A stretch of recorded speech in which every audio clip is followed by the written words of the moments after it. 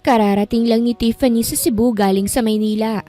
Nandito siya upang magbakasyon at i-refresh ang kanyang utak mula sa toxic environment mula sa kanyang trabaho.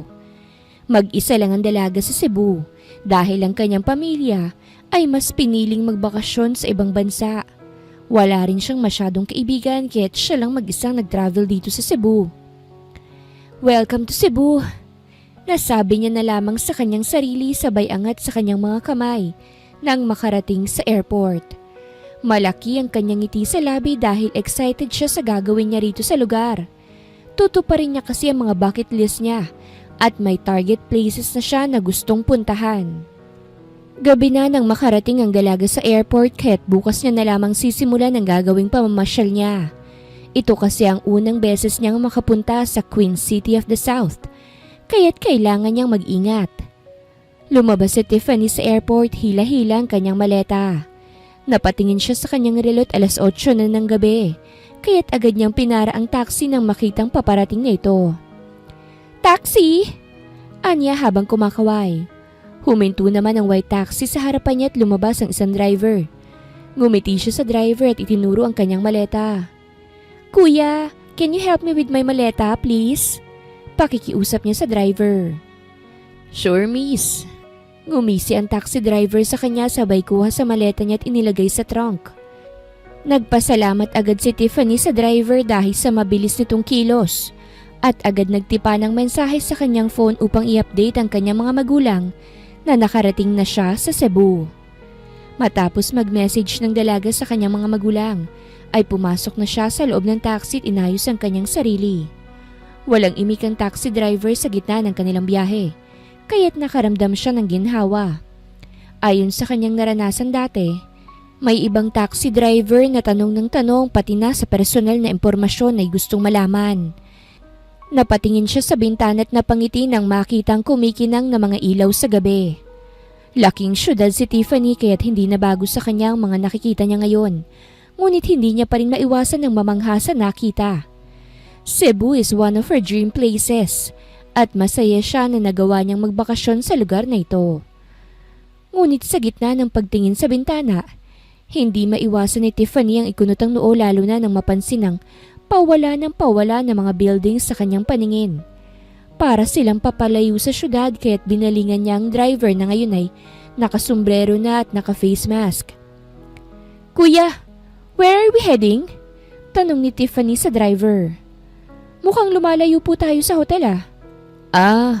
Traffic man ma'am," sagot nito. "Kaya naghanap ako ng shortcut." Wala namang alam si Tiffany sa buong lugar kaya tumango siya sa sinabi ng taxi driver. Ngunit sa kaloob-looban niya, hindi niya maiwasang magduda kaya tumingin siya sa Google Map niya sa kanyang phone upang tingnan kung nasaan siya ngayon. At laking gulat niya nang makita na sobrang layo na nila sa destinasyon niya. "Kuya, lumalayo na po tayo," wika muli ni Tiffany sa taxi driver at nagsimula na siyang kabahan. "Pwedeng ibaba mo na lang ako kung hindi mo naman pala ako ihahatid sa pupuntahan ko?" Sobrang kabado niya nang sabihin niya yun sa taxi driver. Ngunit nagawa niya pa ring sabihin yun. Hindi kasi alam ni Tiffany kung anong gagawin niya sa ganitong sitwasyon dahil ito ang unang pagkakataon. Gustuhin man niyang magpanik ngunit hindi rin makakatulong ang ganon at baka mas lalala pang sitwasyon kaya't nanatili siyang kalmado. Ngunit nang mapansin ni Tiffany na may kinuha ang taxi driver sa kanyang dashboard, agad niyang kinuha ang nakahanda niyang spray for emergency mula sa kanyang bulsa at inisprayan ng mga mata nang humarap ito sa kanya. "Aray!" sigaw ng taxi driver at nabitawan ng manibela, kaya paliko-liko ang taxi na sinasakyan niya. Mabuti't marunong siyang mag-drive kaya't habang busy ang taxi driver sa kanyang mga mata, nagawa niyang ihinto ang taxi kahit halos siya na ang pumalit sa pwesto ng driver. Matapos ihinto ang taxi, lalabas na sana siya nang maabutan siya ng driver at hinila ang buhok niya. "Ouch!" sigaw ni Tiffany sa sakit. "Asa ka man ka? Kuyog ka na ko!" Galit na wika ng taxi driver sa ibang lengguwahe at pilit siyang hinihilang pabalik. "Hindi ko alam kung anong sinasabi mo ngunit bitawan mo ko!" sigaw ni Tiffany at sinubukan niya muli itong isprayan. "Tatawag ako ng pulis!" Tuluyan ang nahila pabalik ang dalaga sa loob ng taxi dahil mas malakas ang naturang lalaki kesa sa kanya. Itinulak siya nito sa backseat, kaya't napahiga siya at agad siyang dinaganan ng driver na may dala ng panyo sa kanyang kamay na mukhang itatakip sa kanyang ilong at bibig. Ngunit bago pa man magawa ng taxi driver ang kanyang masamang balak sa dalaga, sinipa niyang itlog nito kaya't nanghina ito. Sinamantala niya ang pagkakataon at malakas na itinulak ang lalaki mula sa pagkakadagan sa kanya. Hindi pa man nakakaapak si Tiffany sa sahig sa labas. Nahawakan siya ng taxi driver sa laylayan ng kanyang damit. Kaya't sa takot niya ay naibato niya ang kanyang phone sa pagmumukha nito at mabilis na lumabas sa taxi. Ngunit paglabas ng dalaga, gano'n na lamang ang panlulumo niya nang makitang tahimik ang lugar at walang building. Wala siyang nakita kung hindi malawak na kalsada na may damuhan sa gilid at dagat naman sa kabila. Bumilis ang pintig ng kanyang puso't naiyak nang lumabas ang driver na sapu-sapu ang mukha. Napaatras siya nang makita ang galit na mukha nito. "Asa ka man ka, ha? Balik dire!" Agad tumakbo palayo si Tiffany sa takot na maabutan muli. At nang makita na may paparating na isang truck, ay agad siyang pumagitna sa kalsada upang makahingi ng tulong. Kinaway-kaway niya ang kanyang dalawang kamay sa sobrang desperasyon. "Tulong! Tulungan niyo ako!" Iyak na paghingi ng tulong ni Tiffany. "Tulungan niyo ako!" Dahil sa kanyang ginawa, napaatras ang taxi driver sa paglapit sa kanya at mabilis na bumalik sa kanyang taxi. Kaway ng kaway ang dalaga habang nanlalabo ng kanyang paningin dahil sa mga luhang lumalabas sa kanyang mga mata. Gusto na agad niyang makaalis sa sitwasyon na ito. Sa kabilang banda naman, ganun na lamang pagkunot ng noo ng driver ng truck na si Third sa nakitang babae sa gitna ng kalsada. Sa isip niya ay baka isa lamang itong multo na tinatakot siya, kaya't hindi niya hininaan ang kanyang pagmamaneho. Ngunit nang papalapit ay nataranta ang binata nang makitang hindi ito isang multo kung hindi isang babae. Kaya't mabilis siyang lumikot nag-brake bago pa man masagasaan ang naturang babae. "Buang man siguro ning bayhana. Nganong nagpatunga man?" Nasambit na lamang ni Third sa inis at lumabas sa truck. "Hoy! Kung ganahan ka magpakamatay, ayaw ko damaya."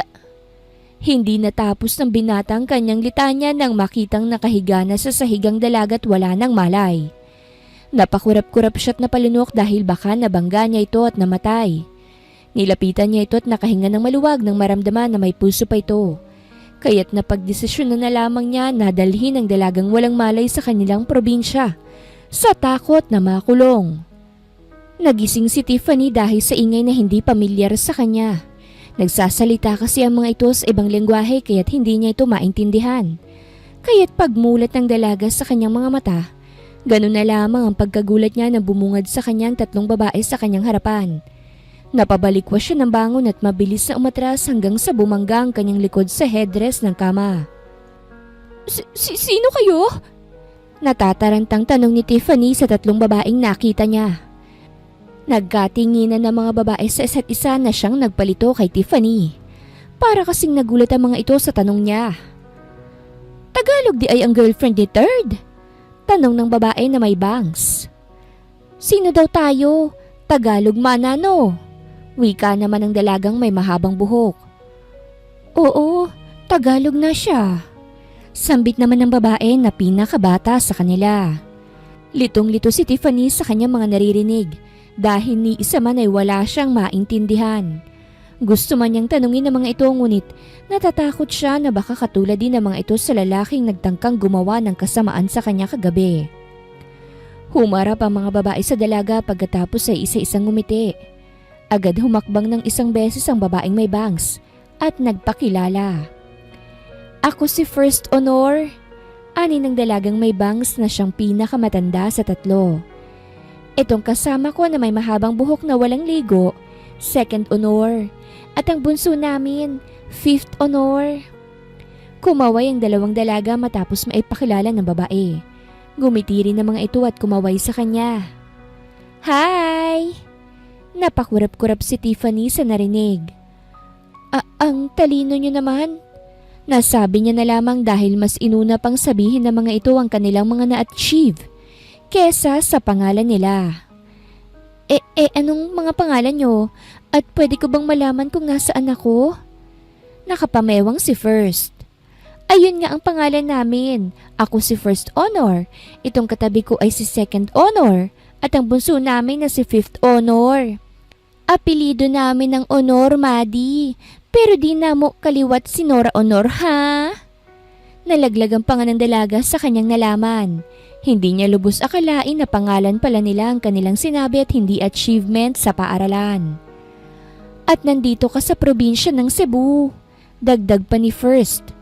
Nandito ka kasi munti ka ng mabangga ng kapatid namin na si Third. Sobrang gabi na kaya't dinala ka na lang niya rito. Ano bang nangyari sa'yo? Napayakap na lamang si Tiffany sa kanyang sarili nang maalala niyang nangyari sa kanya. Muntik na siyang madukot sa unang pag-apak niya sa Cebu. Nakaligtas nga siya ngunit wala naman siyang kahit na anong nadala sa kanyang bukod sa sarili niya at sarilo na nasa kanyang palapusuhan. Ano nang mangyayari sa akin? Naitanong na lamang ng dalaga sa kanyang isipan. Wala siyang alam sa lengguaheng Cebuano at hindi niya rin alam kung mag-a-adjust ba ang mga tao para sa kanya. Naibalik ang dalaga sa realidad nang bumukas ang pinto ng kwarto ng kanyang hinihigaan ngayon at iniluwa ang isang makisig na binata. Pawis na pawis ito at hubad ang ibabaw na katawan kaya't kitang-kitang nakaukit na abs sa kanyang katawan. Namula ang pisngi ni Tiffany at agad umiwas ng tingin. Hindi kasi siya sanay na makakita ng hubad dahil wala naman siyang kapatid na lalaki at wala pa siyang nagiging boyfriend. Oh, Third! May gani kay naabot na ka. Ikaw na mag-istorya aning bayana kay Bogojud kog Tagalog. Kahibaw baya nga 75 Rakos Pilipino pag high school? Halos dumugo ang ilong ni Tiffany sa kanyang narinig dahil wala talaga siyang naiintindihan. Baka kasi masama na palang sinasabi ng mga ito, kaya't gano'n na lamang ang kabang nararamdaman ng dalaga sa mga ito. Excuse me? Pagkuha ng dalaga sa atensyon ng mga tao sa loob ng kwarto, kaya't lahat sila'y napatingin sa kanya. Pasensya na at mukhang naaabala ko kayong lahat sa nangyari sa akin. Pwede po bang manghiram ng phone? Tatawag sana ako sa parents ko. Lumapit ang binata sa kanya. Walang signal dito, miss. May iba pa bang paraan? First time ko kasi dito at tingin ko hindi ko na magagawang plano ko sa bakasyon dahil sa nangyari sa akin. Walang ibang paraan. Wika ni Third na mukhang nainip na. Magbabakasyon ka naman, hindi ba? Dito ka na muna hanggang sa may tutulong sa'yo. Nalaglag ang panga ni Tiffany. Bakit? Hindi mo ba ako tutulungan? Busy ako. Malamig nitong wika. Dinala lang kita rito upang hindi ako makulong. Muntik na kitang masagasaang kagabi dahil nagpagitna ka na parang baliw sa tahimik na lugar na yun. Hindi naman kita ipakukulong. Magpapasalamat pa nga ako sa'yo dahil nailigtas mo ang buhay ko. Gaya ng sabi ko, hanggat walang tutulong sa'yo dito ka na muna. Marami namang magagandang lugar dito. Igagala ka ng mga kapatid ko kung gusto mo. Pero kung ayaw mo, libre ka namang umalis. Wala namang pumipigil sa'yo. Hindi maiwasan ng manlumo. And at the same time, ay malito ni Tiffany sa sinabi ng lalaking nagangalang Third. Isa kasi siyang estranghera. Kaya't nagtataka siya kung bakit gusto ng binatang manatili muna rito sa bahay nila. Kung pwede naman siyang dalhin sa pulis. Pero hindi na niya magawang questionin ang intensyon nito dahil malaki ang utang na loob niya sa binata. Kaya sa isip niya, siya na lang ang gagawa ng paraan upang makabalik sa Maynila. Kahit mukhang walang balak na tulungan ng mga honor si Tiffany, pinakain pa rin siya ng mga ito ng pananghalian na tinrato na parang kaibigan. Kahit papano'y nabawasan ng kalungkutan ng dalaga sa nangyari sa kanya dahil sa mga mabubuti at nakatutuwang pag-uugali ng mga ito. Grabe pala yung nangyari sa iyo, ate ganda. Ani Fifth kay Tiffany habang nasa hapagkainan sila. Kinuwento kasi ng dalaga ang buong pangyayari sa kanya, kaya't gano'n na lamang ang reaksyon ng isa sa kanila. Mabuti na lamang at nakalabas ka agad sa taxi na yun at nakita ka ni Kuya. Grabe, superhero di ay si Kuya Third. Mabuti at may presenting of mind ka nang mangyari yon. Ani Second sabay kain sa hotdog. Kung ako ikaw, baka sisigaw lang ako. Humagalpak naman ang tawang pinakamatanda sa kanilang lahat at mahinang tinampal ang balikat ni Second. Unsay presenting of mind? Ani First at natawa. Presence of mind siguro ano. Ayaw pud ipahalata na bogo ka uy. At napangiti si Tiffany nang magtawanan ng mga ito. Bukod nga lang kay Third na napailing sa lakas ng boses ng kanyang mga kapatid. Kaya't nang magkatinginan silang dalawa, naunang nag-iwas ng tingin ng binata at nagpatuloy sa kinakain. Ano to? Tanong ni Tiffany sabay turo sa isda na may kakaibang itsura. Nag-angat ng tingin si Third sa kanya. Hito. Ha? Ano to? Hito. Pag-uulit nito. Kumunot ang noo ni Tiffany at napatingin kay Fifth na katabi lang ni Third. Tumawa si Fifth sa reaksyon niya at tumikim. Hito pong pangalan niyan, ate. Paliwanag ni Fifth. Sa English po ay catfish, pero hindi po yan nagmamyaw, ate ya. Namulang dalaga sa kahihiyan at kumuha ng isa. Prinito kasi nila ito kaya't crispy. Hindi na rin niya muling tiningnan ng binata dahil nai-intimidate siya sa aura nito. Para kasing ang hirap pakisamahan dahil kung hindi palaging nakabusangot ang kilay, poker face naman ang ipinapakita. Para siyang angry bird. Mabuti at nandito ka, ate ganda. Ani Fifth sa kanya nang matapos na itong kumain. May makakatapat na si Miranda. Sigurado ako natitigil na yun sa kuya Third ko kapag nalaman niya na may dinalang babae ang kapatid ko na mas maganda pa sa kanya. Ngumisi siya. Papaano kaya kung hanggat nandito ka magpanggap ka muna bilang nobya ni kuya Third? Naibuga ni Third ang kanyang iniinom na juice nang marinig niya ang sinabi ng kanyang bunsong kapatid. Napangiwi naman ang mga ate niya sa ginawa niya. Agad namang nilahara ni Tiffany ng tissue ang binata. Ngunit nang hindi tinanggap ay ibinalik niya na lamang sa lalagyan sa hiya. Ayaw mo ba, kuya? Tanong ni Fifth sa kuya niya. Magandang ideya yun nang lubayan ka na ni Miranda. Kapalit nun, igagala mo si ate ganda sa buong badian. Sa Kawasan Falls, sa Lambug Beach, at Osmeña Peak. Tutulungan din namin si ate upang makontak niyang pamilya niya. Hindi na kailangan. Pagputol ni Third matapos punasan ng kanyang sarili. Titigil din niyang si Miranda. Alam niyo naman Honey babe, I'm here! Lahat ng nasa hapagkainan ay nagulat sa panibagong boses na narinig. Ngunit higit na nagulat sa lahat ay ang binata na ngayon ay hindi na agad mapakali sa babaeng na bagong dating. Nang tingnan nilang may-ari ng boses na yun, ay nalaglag ang kanilang mga panga nang makita na sexy na ito at naka-shades pa. Para itong lasing dahil pa-ekis-ekis ang paglalakad. Pero mukha rin siyang sasali sa Miss Universe sa lakad niya. Nang makarating ang babae sa tapat ni Third, ay napalunok ang binata. Miranda, anong ginagawa mo rito? Gikan kad syudad gamit ang truck sa akong daddy, right? So naakay dala for me? Nagpa-cute na wika ng babae kay Third na halos namutla na. Kahit na anong pagtaboy ng binata kay Miranda, na anak ng kanyang boss, hindi rin basta-bastang madali dahil malaki ang utang niya sa boss niya. Kaya't hindi rin niya alam kung papaanong makawala sa sumpang nararanasan niya ngayon. May dala siya, Miranda. Sambit ni First na may mapang-asar na ngisi sa labi. Itinuro niya ang dalagang si Tiffany na walang alam sa nangyayari. Ayan dala niya yan kagabi. Ang ganda, hindi ba? What? Naibaba ni Miranda ang kanyang shade sa narinig at namilog ang kanyang mga mata. What do you mean? Napaatras si Tiffany sa kanyang kinaupuan nang lumapit si Miranda sa kanya. Sinuri nito ang kanyang mukha at saka nilakihan pa siya nito ng mata. Gidala ka ni Honey Babe diri? Malakas na tanong ni Miranda na halos magpabingi sa dalaga. Tumalsik pang ang laway nito kaya't bigla siyang nandiri. Lumaki rin ang butas ng ilong kaya't mukhang galit na ito. Kahibaw ba ka nga, kaslon na mi?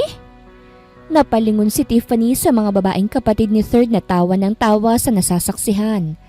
Halos namula na nga si Second at nahampas si First sa nakita. Hoy! Kapilingin pud ni mo oy. Ani first. Di ka dawat na mo ha. Pakasli imong bugan. Si third naman ay napailing na lamang at napasapo sa kanyang noo. Sinabihan niya na rin kasi siya ng boss niya na hayaan na lamang si Miranda dahil kung sasaway niya raw, mas lalo magre-rebelde at kukunin ang gusto niya. Nagsuggest na rin ang dating boss niya na magnobya na siya upang tigilan na lang siya ni Miranda. Ngunit wala talaga siyang naging tipo. Kaya't hanggang ngayon, binibuisit pa rin siya ni Miranda. Hindi ko maintindihan ang sinasabi mo. Ani Tiffany nang lakihan siyang muli ng mata ni Miranda. Pwede pakitagalog? Mas lalong lumaki ang butas ng ilong ni Miranda sa inis. Why are you here? Alam mo bang magpapakasal na kami ni Honey Babe? Namilog ang mata ni Tiffany at agad umiling sa kanya. Mali ang iniisip mo. Tinulungan lang ako ni...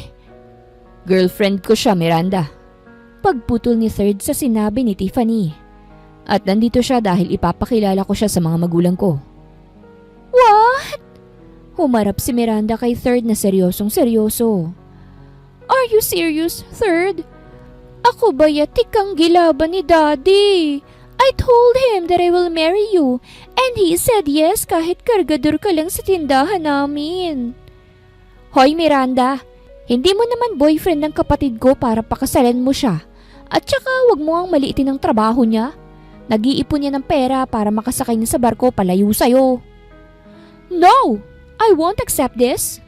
Ani Miranda at napaatras. Hindi niya maiwasang magalit sa babaeng inosenteng nakatingin sa kanila. Third is mine. At ikaw? Itinuro niya si Tiffany. Go back to where you came from. At nag-walk out na si Miranda pagkatapos. Muntik pa nga siyang madulas sa pagmamadali. Kaya tawang-tawa ang magkakapatid bukod kay Third na napasapo na lamang muli sa kanyang noo. Sabi ko na eh. Ani second pagkaalis na ni Miranda. Obses ang babae na yun kay Third. Gusto na ngang pakasalan? Baka next time daddy niya ang pupunta rito. Hindi ka na magiging seaman, Third. Magiging asawa ka na lamang ni Miranda Cruz. Masaya ang kalooban ni Tiffany dahil nagtatagalog ang mga ito upang maintindihan niya ang mga pangyayari. Baka mabaliw siya sa lugar kung hindi. At kung magtatagal man siya sa lugar na ito, ay mukhang kinakailangan niya ng matuto ng lengguwahe nila, gaya ng pagkatuto nila sa wikang Filipino. Nagtungo sa lababo si Third upang hugasan ng mga pinggan. Iniisip din niya ang kanyang sinabi kanina sa mismong harapan ng babaeng dayo. Wala na kasi siyang maisip na rason dahil naiirita na talaga siya kay Miranda at palagi niyang pinagdarasal na sana'y lubayan na siya nito. Sa gilid ng mata niya, nakita niya ang pagsunod sa kanya ni Tiffany na dala rin ang pinagkainan nito. Tahimik lamang na inilapag ng dalaga ang kanyang pinggan sa lababo habang seryoso naman ang binata sa paghuhugas. Tutulungan kita upang lumayo na sa iyo ang babaeng yon. Pagbasag ni Tiffany sa katahimikan. Basta tulungan mo rin akong makauwi sa amin. Hindi mo ba balak magbakasyon? Sulitin mo ang oras mo rito bago ka umuwi. Ani Third sabay baling sa dalaga. At hindi mo ba ire-report ang nangyari sa'yo? Wala naman akong pera para gawin ang mga binanggit mo. Lahat ng gamit ko kasama ng cards ko nasa taxi na yon. Sarili ko nga lang talagang isalba ko mula sa taxi driver na yon. Sinara ni Third ang gripo at hinarap ng tuluyan ng dalaga. Ipapasyal kita dito sa amin kung may kaya pa akong gawin. Iuwi rin kita sa inyo. Basta't habang nandito ka, magiging girlfriend muna kita. Deal ba? Ngumiti ang dalaga. Oo, deal. Gwapo ka naman kaya hindi na ako lugi. Inilapit ng binata ang kanyang mukha sa dalaga kaya't napasinghap ito. Niliitan niya ito ng mata at tiningnan ng maigi ang mukha. Paano kung hindi ako gwapo? Hindi ka papayag? Agad nag-iwas ng tingin si Tiffany at napalunok. Papayag pa rin. Tutulungan mo rin naman ako, di ba? Masasabi ni Tiffany na naging maswerte pa rin naman siya sa mga taong nagpatuloy sa kanya sa kanilang tahanan. Hindi ganito ang ine-expect niya na bakasyon ngunit nasiyahan pa rin siya dahil sa mga ito. Sa unang linggo niya kasi sa bahay ng mga honor, pinakilala siya sa mga magulang nito na puro mga magsasaka. Mababait ang mga ito at hindi siya trinato na kakaiba. Nakita niya rin ang pang-apat sa magkakapatid na si Fourth Honor. Becky si Fourth, kaya't matagal nakilala ng dalaga dahil hindi ito kadalasang umuwi sa bahay dahil sa mga gigs sa pagme-makeup. Nasa buki rin ng badian nakatira ang pamilya Honor, kaya't pahirapan ng pagkuha ng signal. Bukod doon, pahirapan din ang pagbaba patungong lunsod. Kaya't maswerte ang merong sariling motorsiklo kumpara sa wala, kasi malaki raw ang bayad ng habal-habal. Ngunit kahit ganon, masagana sila sa mga pananim at mga alagang hayop. Itapon mo sa harapan. Turo ni Third sa dalaga kung papaano magpakain ng manok. Lalapit yan sila. Paano itapon? Nalilitong tanong ni Tiffany at medyo kinabahan dahil sa isang manok na mukhang ready na siyang kalabanin. Galit yata yung isa. Ilagay mo sa lupa. Ni Third. Galit na yan dahil ang tagal mong bigyan. Ha? Napatingin si Tiffany sa isang manok na konti na lang ay lilipad na patungo sa kanya. Teka lang naman manok, ibibigay ko naman eh. Wala bang plato? Baka makain nila pati ang lupa. Baka gusto mo rin ang kutsara at subuan na lang ang manok ko. Sarkastikong wika ni Third at na-stress na sa walang alam na si Tiffany. Ilapag mo lang, sige na. Okay, pero mukhang lalapit na talaga siya. Napasigaw at napatakbo na lamang palayo si Tiffany nang tuluyan na siyang sugurin ng manok at hinabol. Tawa ng tawa si Fifth nang masaksihan ng kaawa-awang si Tiffany na tumakbo palayo sa manok ng kanyang kuya. Napasapo na lamang si Third sa kanyang noo at na-stress lalo sa dalaga. Ngunit naiintindihan niya naman ito dahil baka walang manok sa kanila. Kaya habang tumatakbo palayo ang dalaga ay sinusundan niya ito. Help me! Sigaw ni Tiffany dahil hindi pa rin siya nilulubayan ng manok. Sabayan pa na, nadaanan niya ang isang pabo kaya't sumali na rin to sa paghabol sa kanya. Lok lok lok lok lok lok lok! Tunog ng pabo habang humahabol sa kanya. Diyos mio, why is this happening to me? Naitanong na lamang ni Tiffany sa kanyang sarilit na pasigaw pa nang madapa siya sa tain ng baka. Kaya't naiyak na lamang siya sa nangyari sa kanya. Gusto ko nang umuwi. Nakapamewang si Third na lumapit sa dalaga at tiningnan to. Tumayo ka, ang dumi mo na. Nagiging runner ka sa ginagawa mo. Kung tumakbo ka palalo, baka pati baka namin nahabulin ka na. Naligo si Tiffany sa gripo sa likod ng bahay ng mga Honor. At dahil wala naman siyang mga damit, pinahiram siya ng mga dalagang kapatid ni Third.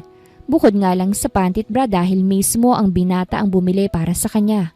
Kaya't hiyang-hiya talaga siya. Sa susunod, sumama ka sa akin sa bayan. Ni Third. Magtatrabaho ako sa tindahan nila Miranda at panigurado kung naroon yun. Kung maaari, nandun ka rin upang hindi niya ako makulit. Kailangan ko kasing mamuhunan ng maayos. Tumango ang dalaga sa kanya. Oo, gagawin ko yun. May telepono sa tindahan. Dagdag pa ni Third. Pwede kang makitawag doon.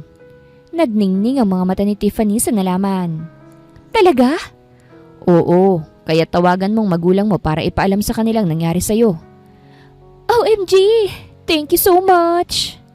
Sa sobrang sayang nararamdaman ay hindi niya sinasadyang nayakap ni Tiffany si Third, kaya't nanigasto sa kanyang pwesto.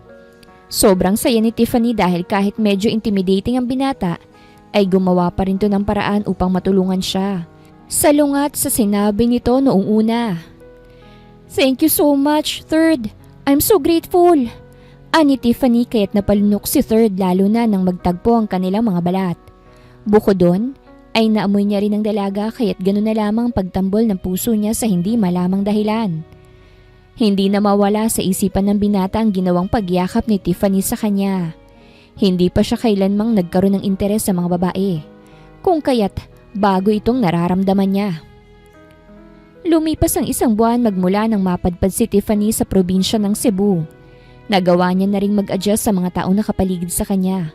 Naging straight din ang pagpapanggap niya bilang girlfriend ni Third dahil sa walang sawang pambubwisit ni Miranda sa binata na kahit sinabi na may girlfriend na ito ay hindi pa rin to marunong dumistansya.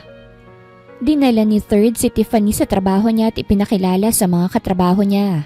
As usual, benta ang beauty ng taga Maynila sa mga kargador, kaya't kahit ano na lamang ginagawang pagpapapansin. Ngunit nang malaman na nobyo siya ni Third, ay tumigil na ang mga ito. Respeto na rin sa katrabaho niya.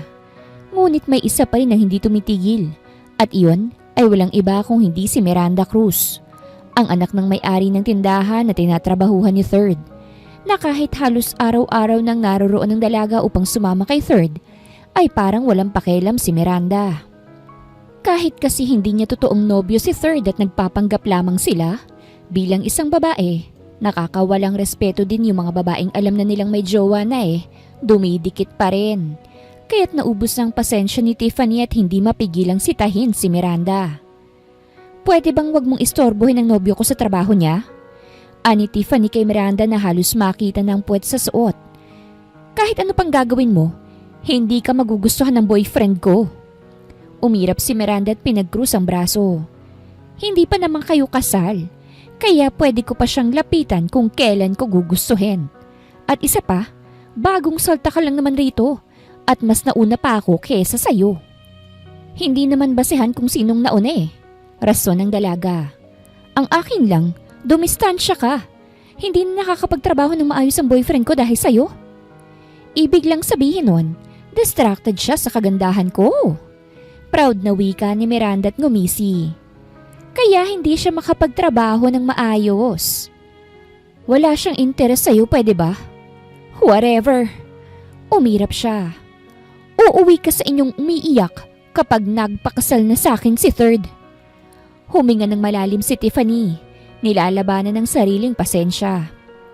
Gaya ng sabi ko, huwag mong istorbohin sa trabaho ang nobyo ko. Kung gusto mong magpakasal, pakasalan mo na lang ang sarili mo at huwag mong ipilit ang sarili sa lalaking wala namang interes sa'yo.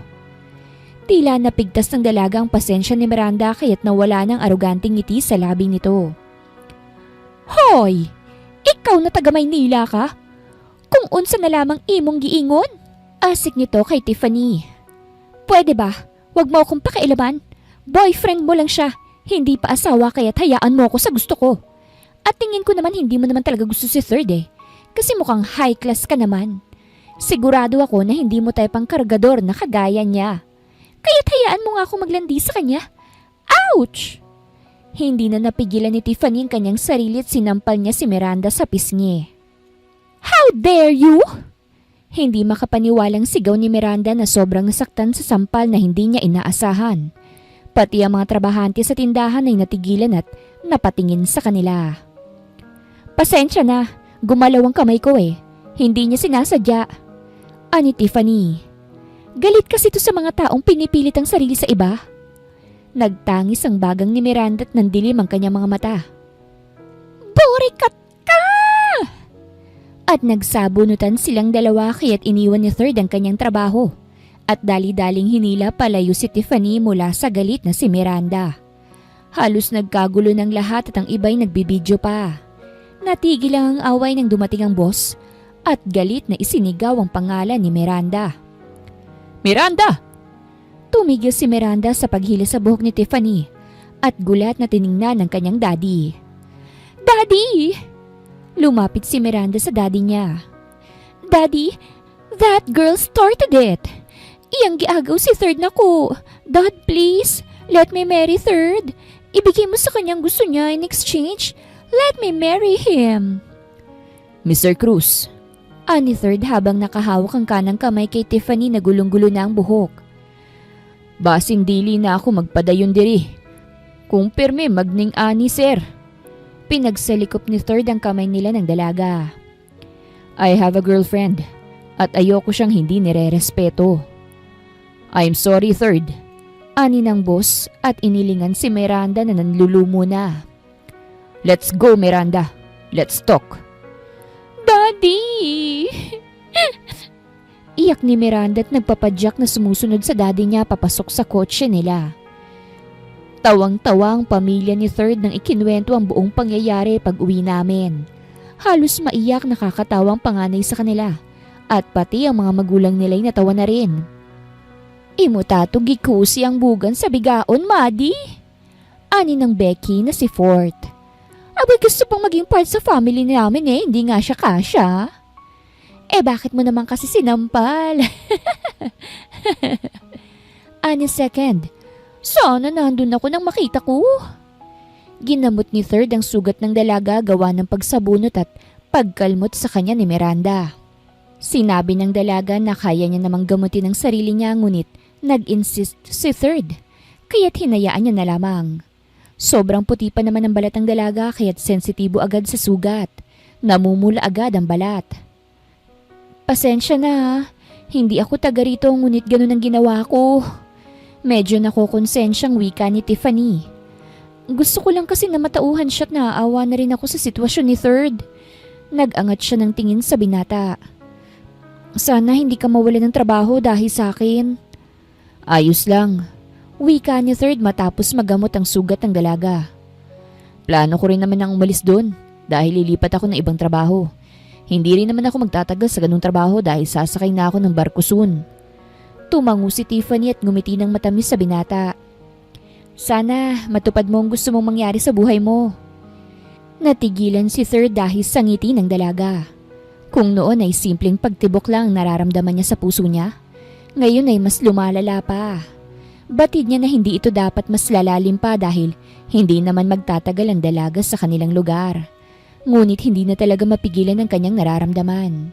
Inaamin na niya sa kanyang sarili na may pagtingin na siya kay Tiffany. Kaya nang sila na lamang dalawang natira, hindi sinayang ni Third ang pagkakataon. Tiffany, seryosong tawag niya sa pangalan ng dalaga. O bakit? Gusto mo bang mamasyal? Namilog ang mata ni Tiffany. Saan? Sa mga lugar dito sa amin. Kung gusto mo ipapasyal kita para hindi masayang ang bakasyon mo dito sa Cebu. Gagawin mo yun? Tumango si Third. Oo, at pagkatapos kitang ipasyal, i-contact mo ng pamilya mo sa nangyari sa'yo. Nakaramdam ng saya sa puso si Tiffany dahil sa offer ng binata. Gusto niya man itong yakapin sa kasiyahan pero umiwas ang binata. Bago pa man niya magawa yun, kaya nakaramdam siya ng hiya.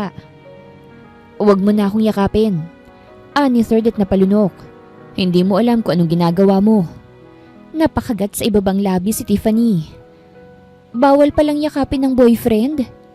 Gulat na napalingon sa dalaga si Third. Ha? Ngumuso si Tiffany.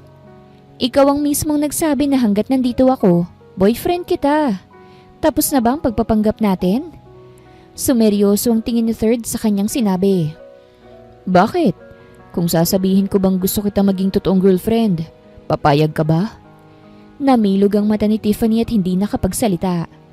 Nagsimulang bumilis ang tibok ng puso niya sa tanong na iyon. Ha? Yun lang nasabi niya kay Third. Never mind. Tumayo na si Third. Matulog ka na. Pag-uusapan natin ang tungkol sa gala bukas. Napatayo na rin si Tiffany. Paano kung papayag ako, Third? Anong gagawin mo? Bumilis ang pintig ng puso ni Tiffany nang bumaling sa kanya si Third at humakbang palapit sa kanya. Eddie, girlfriend na kita? Seryosong wika ni Third at napapikit na lamang ang dalaga nang siniil siya ng halik ng binata kasabay ng paghapi nito sa kanyang bewang. Natapos ang gabi na yon na may nabuong pag-ibig sa pagitan ng dalawa. Hindi lubos akalain ni Tiffany na may oras pa ang kanyang puso na tumibok para sa isang tao dahil sa sitwasyon niya ngayon. At ganun din ang binata. Hindi niya akalain na darating ang panahon na iibig siya sa isang babaeng dayuhan. Magandang araw mga viewers! Ang kwentong ito ay hatid ng Love Series TV. Salamat sa pakikinig! Hindi na muling ginulo si Third ni Miranda dahil napagsabihan na ito ng kanyang daddy. Kaya mapayapa na muli si Third sa kanyang trabaho. At hindi lang yon. Sa unang pagkakataon ng kanyang buhay, meron na siyang nobya na sobrang ganda. Kaya't ganado siya palagi na matapos ang maagang trabaho niya upang makagala sila ni Tiffany na pinangakuan niya. Nang mag-weekend, iginala ni Third ang kanyang nobya sa mga magagandang lugar sa Badian. Sakay lamang ang kanyang motorsiklo. Una nilang pinuntahan ang Badian Highlands, kung saan kitang-kita ang halos buong view ng Badian isama na rin ang Badian Island. Ang ganda! Masayang wika ni Tiffany at nag-posing. Picturean mo naman ako. Kapag may phone ako, send mo sa akin ha. Hindi mapigilang mapangiti ni Third. Para kasing nakita na niya ang future niya kasama ang nobya niya. Kahit bago pa lang sila, Iniisip na yun ng binata lalo na't alam niya na hindi galing sa mahirap ang nobya niya. Matapos ang Badian Highlands ay dumiretso sila sa Osmeña Peak. Sobrang ganda ng tanawin at ang ginaw din, kaya't nasasayangan si Tiffany na wala siyang phone. Kapag babalik ka na rito, susunduin kita sa airport. Ani third sa kanya matapos nilang gumala sa Osmeña Peak. Para makabalik ka rito ng maayos at makuhanan mo ng litrato ang mga tanawin dito. Yumakap si Tiffany sa likod ni Third habang pareho silang sakay sa motorsiklo na si Third ang nagdadrive. Thank you, Third. Ang ganda ng memories ko dito sa Cebu. Lalo na't isang kagaya mong nakilala ko rito. Nag-enjoy ka ba? Tanong ni Third sa nobya. Saan mo pa gustong gumala bukas? Sobrang nag-enjoy ako, Third. Lalo na't kasama kita. Napangiti na lamang si Third at pinakiramdaman na lamang ang yakap ng dalaga habang papauwi na sila sa bahay. Lumipas muli ang buwan mula nang mapadpad si Tiffany sa probinsya ay napagdesisyon niya niyang hindi muna kukontakin ang kanyang mga magulang. Nasiyahan na kasi siya sa naging buhay niya kasama si Third at ang pamilya nito. Marami rin siyang na-explore at natututunan. Maganda ako, ani Tiffany sabay tingin kay Third na may isinusulat sa notebook. Pareho silang nakaupo sa sahig sa sala. Tinuturuan kasi ni Third ang kanyang nobya ng basic Bisaya. Ano sa Bisaya yun? Guwapa ko. Umawang ang labi ng dalaga. Guwapa ko? Oo, guwapa ka. Ani Third sabay hawak sa kamay. Guwapa ang akong uyab. Maganda ang aking girlfriend. Napakagat sa ibabang labi si Tiffany upang pigilan ang kilig na nararamdaman. Ano naman sa Bisaya ang pogi ng boyfriend ko? Ngumisi siya. Gihigugmakti ka. Gihigugmakti ka? Oo, gihigugmakti ka, Tiffany. Nagulat na lamang si Tiffany nang may lumipad na unan at natamaan si Third. Mula ito kay Fourth na tawang-tawa. Hoy, Maddie! Malandi yang si Thirdy ha? Inuuto ka niyan. I love you ang meaning ng gihigugmakti ka. Napangiti si Tiffany sa nalaman at tiningnan ng nobyong namumula na. Love mo ko? Asar na tanong ni Tiffany. Uy! Bakit naman hindi? Girlfriend kita kaya't malamang mahal kita. Ikaw, mahal mo ba ako? Tanong ni Third sabay angat ng kanyang kilay na parang hinahamon niya ang nobya niya. Oo, gihigugmati ka, Third. Nang sabihin yun ni Tiffany sa kanyang nobyo, ay naghiyawan ang pamilya nito dahil sa narinig. Tanging si Third lang kasi ang totoong lalaki dahil si Fourth ay Becky naman. Kaya todo suporta sila sa gusto ng binata sa relasyon. Si Third lang din kasi ang makakapagpatuloy sa apelido na honor. Kaya't hindi mapili ang magulang sa gugustuhin ng anak. Basta't hindi lang ito tatanda na mag-isa. Dumating ang kaarawan ni Third at gustong sorpresahin ni Tiffany ang binata. Kaya't nagpasama siya sa nakababatang kapatid ni Third na si Fifth na excited din sa pagsusorpresa niya. Mabuti't pinayagan tayo ni Kuya na gumala na tayo lang sa lungsod, no? Ani Fifth.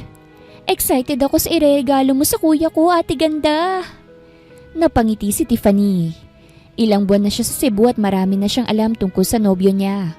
Gusto niya itong bigyan ng regalo kaya't sinangla niyang relo niya na regalo ng papa niya upang magkaroon ng pera. Ate ganda, curious ako. Ano palang trabaho mo sa Maynila? Isa akong nurse.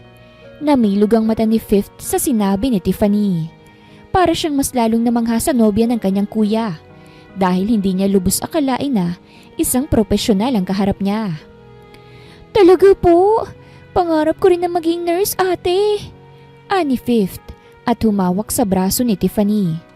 Papatungo sila sa isang cake shop upang tumingin sa mga cakes. Mahirap po bang mag-apply? Siguro, pero may sariling ospital ang magulang ko kaya't doon ako nagtatrabaho.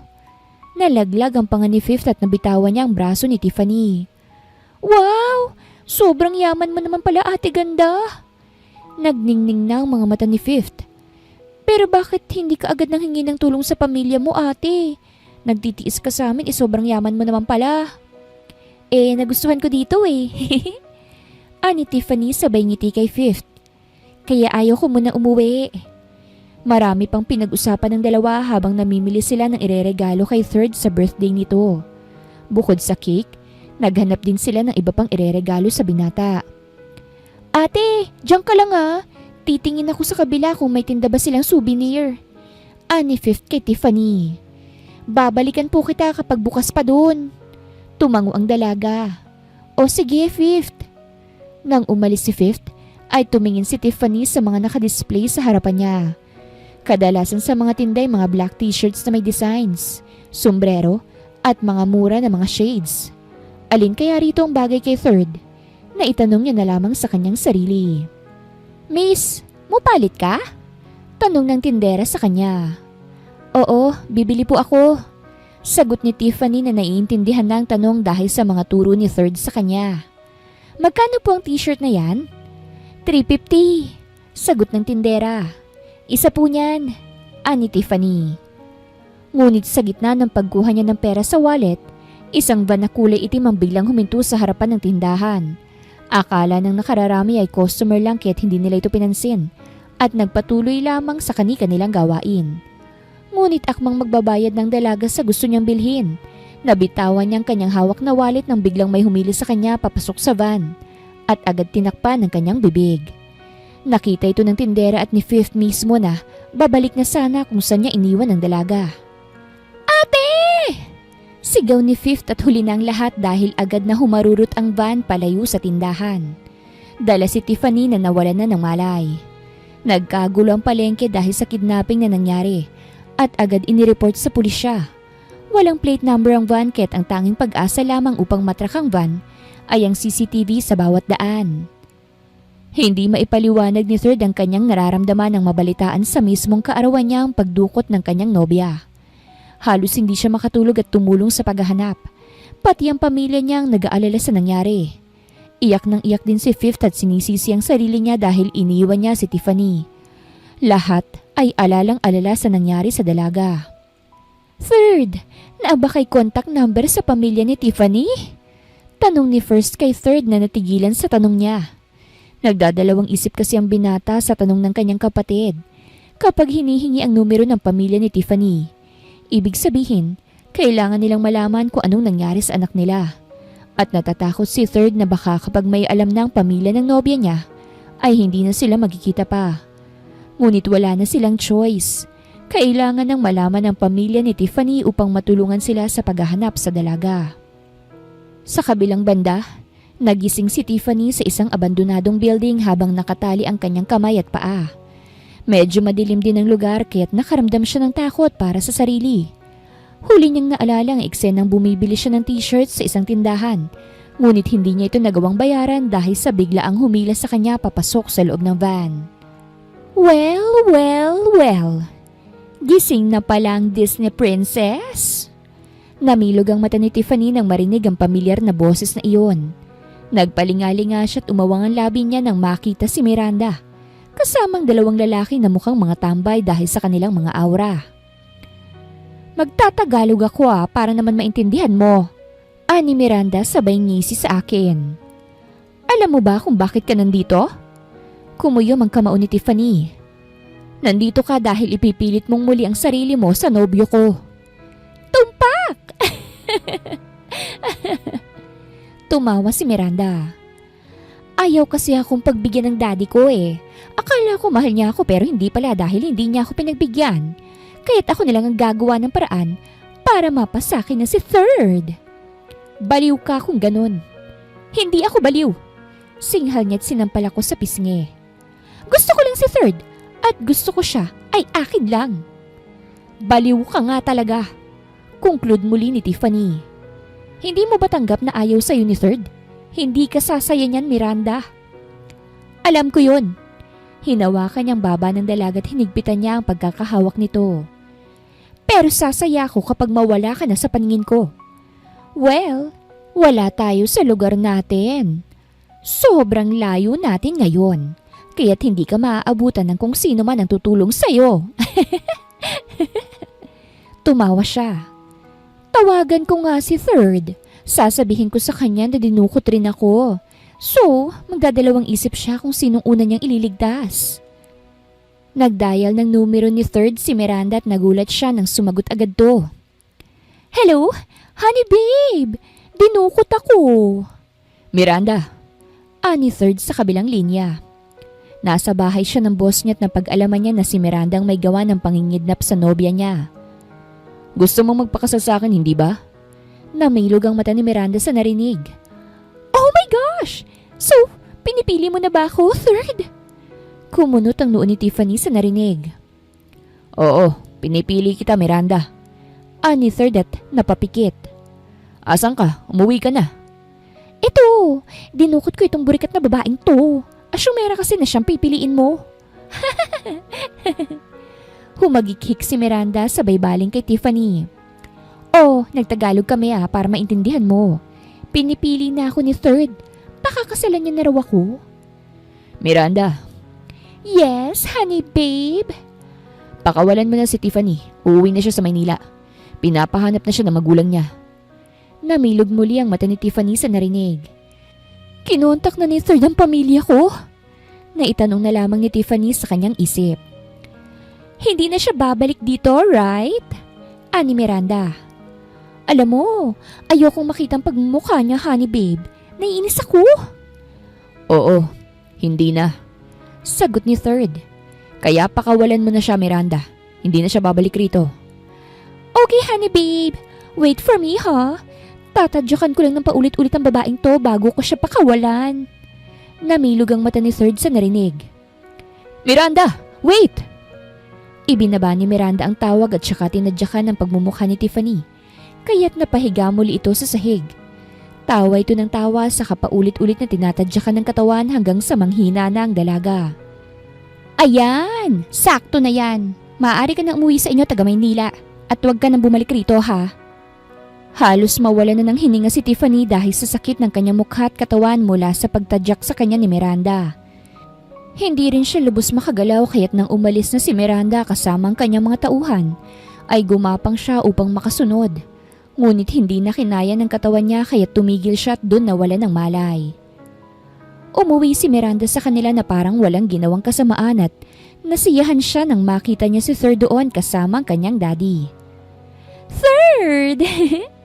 Ani Miranda sabay yakap sa binata. Wala nang naramdaman ngayon si Third kung hindi galit na lamang sa babaeng yumakap sa kanya. Ginawa niya kasing pain ng sarili niya upang bumalik si Miranda. Dumating na rin ang mga magulang ni Tiffany na hindi rin basta-basta. Dumiretso mga ito sa lugar kung saan inilagay ni Miranda si Tiffany kasama ang escort ng mga pulis. You will marry me, Third? Tanong ni Miranda sabay haplos sa mukha ni Third. You will choose me over her, right? Do you already accept that you will be mine forever? Habang sinasabi yun ni Miranda ay sumikip ang dibdib ng kanyang daddy. Alam niya kasi na may problema sa pag-iisip ang anak niya kaya't nasasaktan siya sa mga pinagsasasabi nito. Hinawakan ni Third ang kamay ni Miranda kaya't kinilig naman ang dalaga.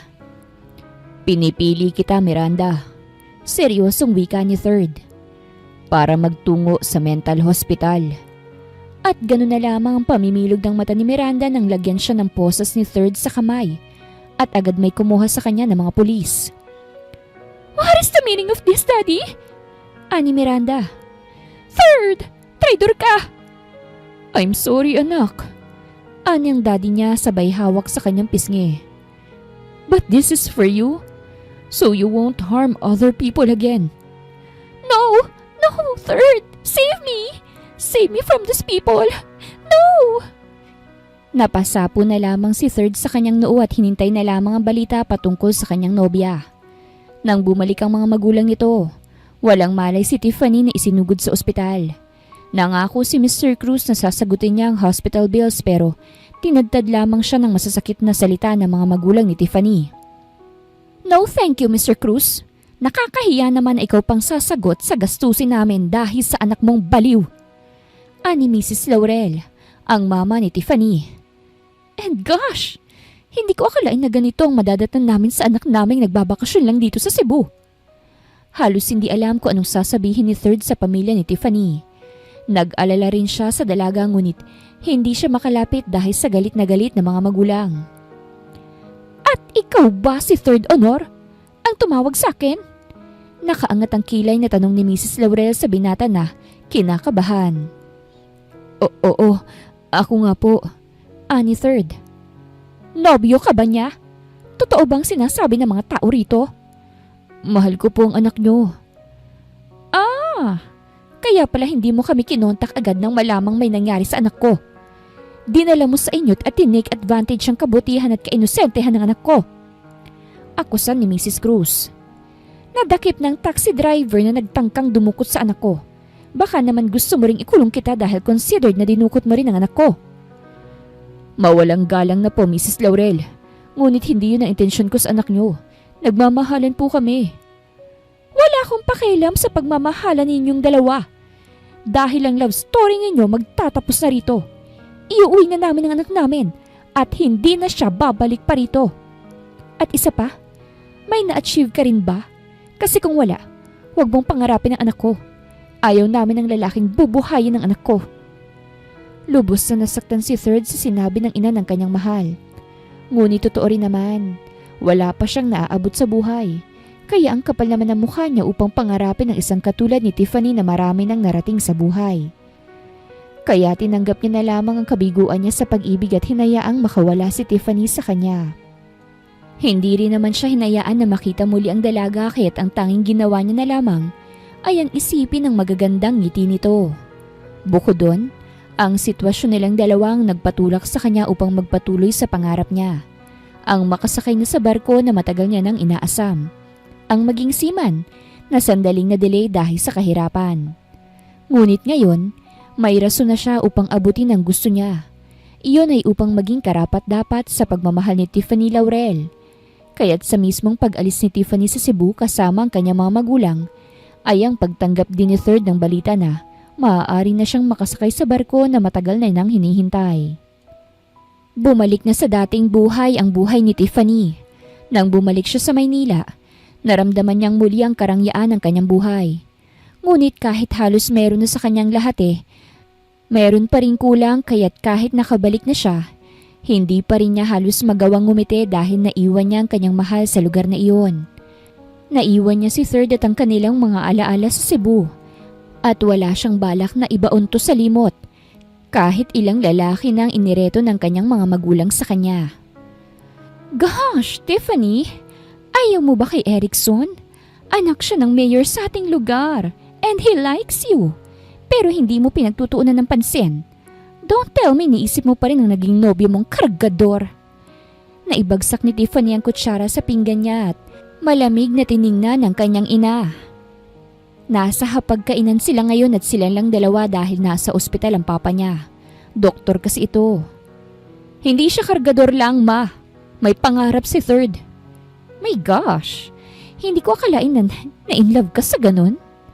Kung wala ka nang sasabihing maganda, gusto ko pong kumain ng maayos dahil may duty pa ako mamaya. Malamig na wika ng dalaga sa ina na ngayon ay nakokonsensya na. Ano bang gagawin ko sa'yo, darling? It's been months. Alam mo ba na alalang-alala kami sa'yo? Ang daming nangyari sa'yo sa lugar na yun.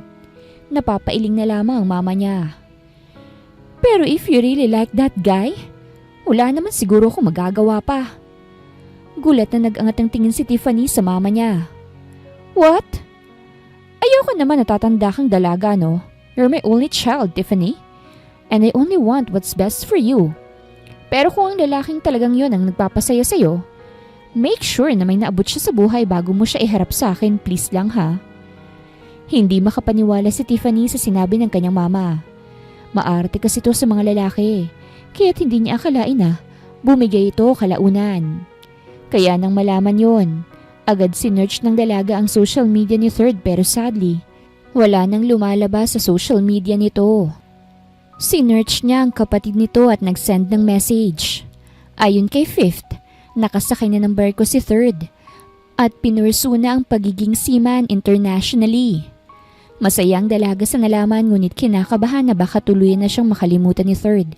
Ngunit palaging sinasabi ng kanyang kapatid na kumakayo daw ang kuya niya upang maabot siya. Sa mga kataga lamang na yun ay napanatag na si Tiffany at pinagpatuloy na lang din ang buhay habang naghihintay sa kanya na maging matagumpay. Lumipas ang 2 taon at nakibalita pa rin si Tiffany kay Third. Ayon kay Fifth, nakapagpatayo na raw ng bahay ang kanyang kapatid at bumaba na sila mula sa bukid para malapit na lamang sa palengke. Masaya rin ang dalaga sa nalaman ngunit nakaramdam din siya ng kaba.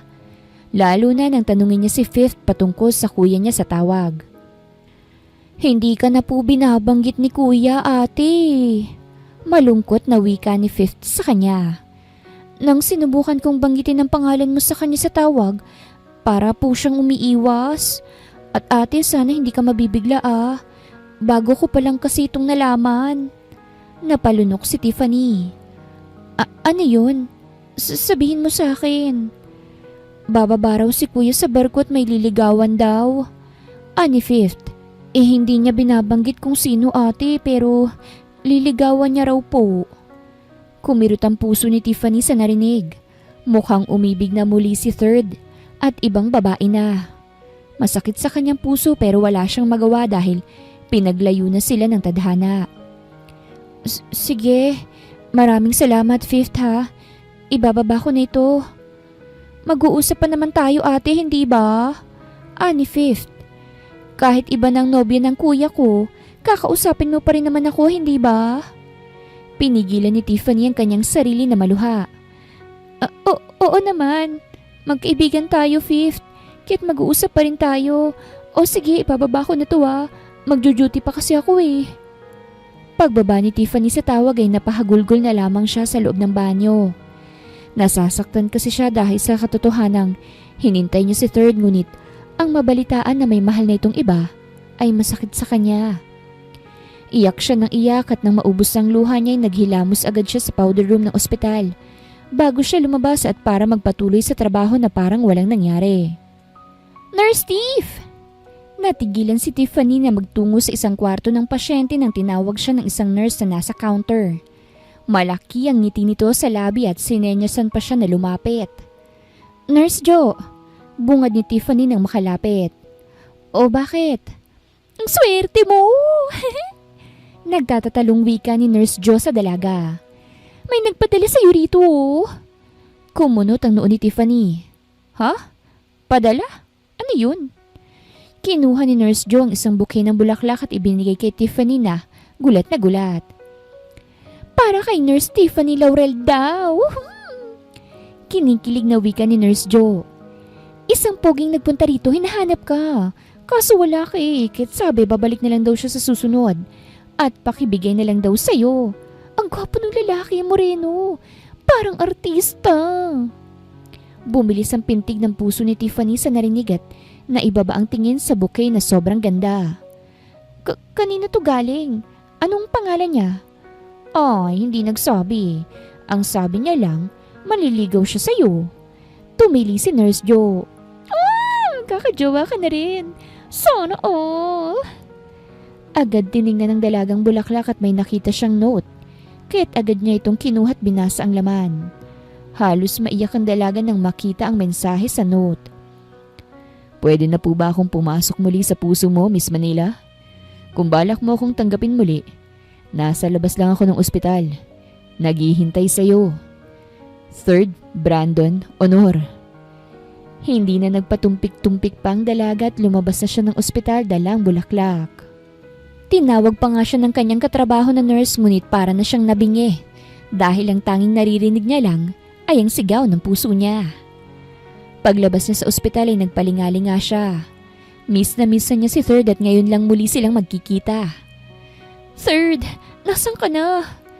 Tanong ni Tiffany na naiiyak na. Nandito ka pa ba? Ha? Kinakabahan lalo ang dalaga dahil baka huli na ang lahat. Third? Nandito ako. Agad na bumaling si Tiffany sa nagsalita't doon. Tuluyan ang tumulo ang luha sa kanyang mga mata nang makita ang tanging lalaki sa puso niya. Ibang-iba na to. Siguro dahil na rin sa naabot sa buhay. Mamahalin ng damit at pormadong-pormado na. Manliligaw ako, Tiffany. Ayos lang ba? Tanong ni Third sa kanya. Bakit mo pa ako liligawan? Kailangan pa ba yun? Gihigugmak gihapon ti ka, Third. Miss na po kita. Gihigugma gihapon usab ti ka, Tiffany. Ikaw pa rin ang gusto kong makasama. At niyakap ng binata ang kanyang mahal na ilang taon niyang hindi nakasama at nakita. Ang araw na yun ay nabuo muli ang kanilang pag-iibigan. Ngunit ngayon, alam na nila sa sarili nila kung saan sila papatungo. Ipinakilala ni Tiffany ang kanyang nobyo sa kanyang mga magulang at tanggap agad doon ni Mr. and Mrs. Laurel dahil nakikita naman nila na may naabot na ang lalaking minahal at hinintay ng kanilang anak. Bukod doon, panatag na rin ang kanilang loob dahil alam nila na sasayang anak nila at suportado nila ito. Nagstay si Third sa Maynila ng ilang linggo upang makasama ang kanyang mahal na si Tiffany, kung saang parte ng Luzon na lamang sila gumala at nag-date dahil maraming taon din ang nasayang sa kanilang dalawa. Kailan ang uwi mo sa Cebu? Tanong ni Tiffany habang magkahawak kamay silang naglalakad sa buhangin sa isang beach resort sa lugar na pinuntahan nila. Ilang linggo ka na rito. Sigurado ako na namimiss ka na ng pamilya mo. Tinataboy mo na ba ako? Balik tanong ni Third sa nobya niya. Gusto pa kitang makasama. Ngumuso naman ang dalaga. Nagtatanong lang naman kasi gusto kong sumama sa'yo. Natigilan si Third sa paglalakad at gulat na binalingan ng nobya niya na nakangiti na ngayon. Gusto mong sumama? Tumango ang dalaga. Oo, masama ba? Hindi, pero wala kang magandang alaala ron eh. Gusto mo pa ring bumalik? Walang magandang alaala. Tumaas ang kilay ni Tiffany sa sinabi ng kanyang nobyo. Mas marami ang magandang alaala ko doon kesa kasamaan, Third. Hindi mananaiyang nangyari sa akin noon ang pagtungo ko muli sa lugar kung saan kita nakilala. Kaya kung pupunta ka, sasama ako sa'yo. Magbabakasyon muli ako ron ngunit sa pagkakataon na to, kasama na kita. Kaya wala nang masamang mangyayari sa akin. Hinawakan ng binata ang kanyang mukha at mapungay siyang tiningnan. Kapag ba ikakasal tayo, gusto mo bang tumira doon? Kasal agad? Saan ba'y tututungo? Tanong ni Third. Doon naman tayo tutungo, di ba, Tiffany? At magkakaanak tayo ng marami para hindi sayang ang lahi nating dalawa. Namula ang mukha ni Tiffany sa sinabi ng kanyang nobyo. Agad niya kasi itong na-imagine kaya't pulang-pulang mukha niya. O pwede namang dito tayo sa Luzon titira. Anya sabay ngisi sa dalaga. Ayos lang naman. Grabe naman yung plano mo. May singsing ka na ba para pag-usapan ng ganyan? Kababalik lang natin sa isa't isa, di ba? Tss, ayoko na rin namang patagalin ng lahat. Kaya oo, may singsing ako kaya... Namilog ang mata ni Tiffany at napasinghap ng lumuhod sa buhangin ng kanyang nobyo. Sabay pakita sa isang singsing na halatang mamahalin. Papawala ng araw kaya't magandang siniri ang ginawa niya sa pagpropose. Will you marry me? Handa ka bang maging asawa ko? Maging ina ng magiging anak natin lahat? Pakakasalan mo ba ako, mahal? Third. Alam kong bago pa tayo magkabalikan, hindi naman kita minabadali na pakasalan ako agad. Kung hindi ka pa handa. I just want assurance and I want you to wear this ring as a sign of our love. So, will you marry me? Lumaki ang guhit sa labi ni Tiffany at sunod-sunod na tumango. Yes! Yes! Pakakasalan kita. Third Brandon Honor. I love you so much. Nanginginig na isinuot ang singsing ni Third sa daliri ni Tiffany at agad itong niyakap at pinaikot-ikot sa ere. Opisyal na silang mag-fiancé at sabay silang lumipad patungong Cebu upang ihatid ang magandang balita sa kanilang dalawa. Masaya ang puso ng dalawa dahil kahit sa pagsubok na kanilang pinagdaanan, gumawa pa rin sila ng paraan upang sila'y magkitang muli. Ang kanilang pag-iibigan sa lungsod na yon na ilang taong naudlot ay magpapatuloy at wala nang muling makakaputol. Lumipas ang isang taon, tuluyan ang itinali ang pag-iibigan ng dalawang taong nagsimula na hindi nagkakaintindihan.